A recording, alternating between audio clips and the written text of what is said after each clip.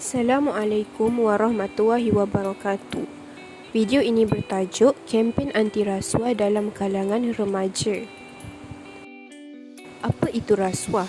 Rasuah bermaksud penerimaan atau pemberian suapan sebagai upah atau dorongan untuk seseorang individu kerana melakukan atau tidak melakukan sesuatu perbuatan yang berkaitan dengan tugas rasmi. Suapan terdiri daripada wang, hadiah, bonus, undi, perkhidmatan, jawatan, upah dan diskaun.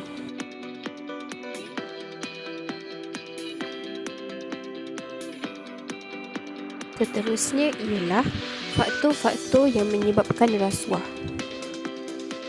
Faktor yang pertama ialah arus modernisasi. Pembangunan sosial ekonomi yang tidak diseimbangkan dengan pembangunan kerohanian akan memudahkan terjadinya rasuah. Sebagai contoh, kini projek pembangunan semakin bercambah seperti cendawan tumbuh.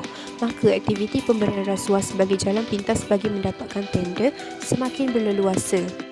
Kedua ialah kelemahan kepimpinan dan pengurusan organisasi. Kepimpinan yang lemah menyebabkan kurangnya penyediaan, tiada pemantauan, lambat menjalankan tugas dan terbuka kepada penyelewengan. Gejala rasuah semakin kerap berlaku terutamanya dalam sebuah organisasi. Faktor yang ketiga ialah sosial dan budaya.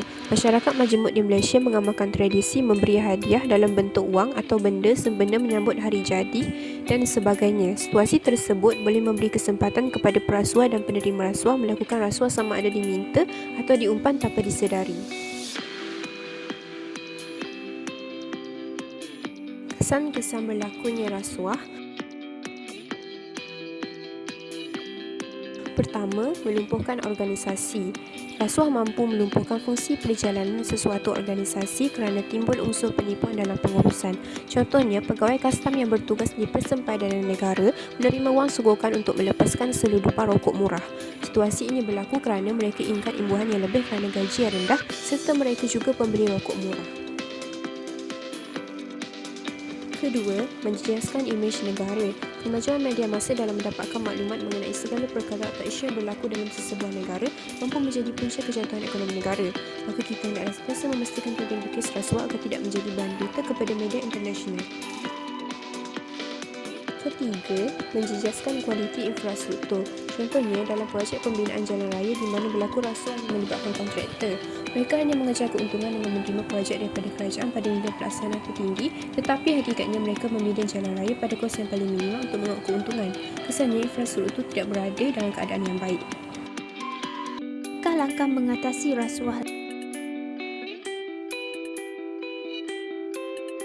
Langkah pertama ialah menguatkuasakan undang-undang. Hal ini bagi memastikan pengamal rasuah akan berfikir dua kali sebelum melakukan rasuah. Hukuman yang berat perlu dijatuhi kepada pesalah rasuah agar mereka serik untuk melakukan gejala rasuah di kemudian hari.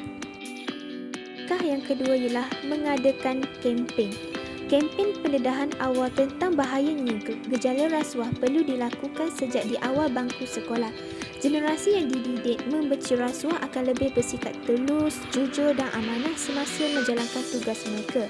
Pendedahan awal tentang rasuah ini boleh diterapkan dalam sukatan pelajaran di sekolah. Kesimpulannya, semua faktor dan langkah mengatasi rasuah ini harus diteliti dan dipantau oleh semua pihak dengan berkesan. Remaja atau generasi muda haruslah diberi pendedahan awal berkenaan dengan rasuah. Generasi muda yang dididik agar membenci rasuah akan membesar menjadi individu yang lebih bertanggungjawab dan amanah. Oleh itu, kerajaan dan masyarakat haruslah berganding bahu dalam memberantas gejala rasuah.